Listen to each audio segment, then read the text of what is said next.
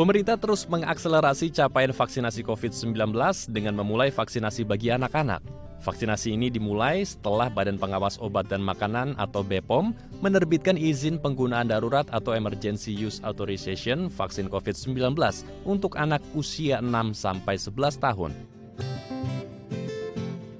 Satgas Imunisasi Ikatan Dokter Anak Indonesia, Maineni Sita Resmi, menjelaskan percepatan vaksinasi untuk anak-anak sangat bermanfaat untuk melindungi masyarakat dari paparan COVID-19. Selain itu, vaksin anak juga berperan memutus mata rantai COVID-19 karena jika vaksinasi tidak menjangkau anak-anak, dikhawatirkan akan memiliki efek domino yang merugikan aspek kesehatan, pendidikan, hingga psikis anak. Lebih dari 500 juta anak terinfeksi COVID dengan segala konsekuensinya. Ya, anak itu kalau terinfeksi dan dia harus masuk rumah sakit, yang sakit tidak hanya anaknya, dia harus didampingi oleh orang tua. Dan tidak hanya masalah sehatnya fisik, tetapi juga mungkin dia akan memberikan trauma selanjutnya. Dan kalau kita lihat jumlah kematiannya sampai saat ini sekitar lebih dari 1.000. Itu bukan jumlah yang sedikit. Satu nyawa bagi keluarganya, bagi orang tua adalah sangat berharga.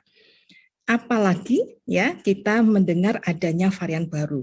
Berdasarkan data Ikatan Dokter Anak Indonesia, 10-12% penderita COVID-19 merupakan anak usia 6 hingga 18 tahun. Akselerasi vaksin anak sebagai upaya pemerintah untuk memenuhi hak kesehatan anak. Orang tua juga diimbau untuk menjelaskan manfaat vaksin bagi anak-anak dengan bahasa yang sederhana, agar anak-anak bisa memahaminya dan mau diberikan suntikan vaksin.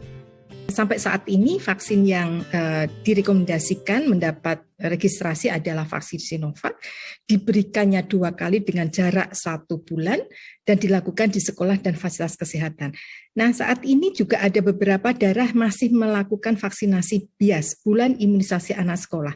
Kalau seseorang anak itu baru mendapat vaksin misalnya DT, maka pemberiannya itu minimal 14 hari. Ya, tidak harus jadi misalnya sekarang vaksin COVID baru kemudian 14 hari kemudian mendapat vaksinasi misalnya influenza. Nah, ini hanya jaga-jaga misalnya nanti ada efek samping demam, itu bisa kita identifikasi ini karena vaksinnya.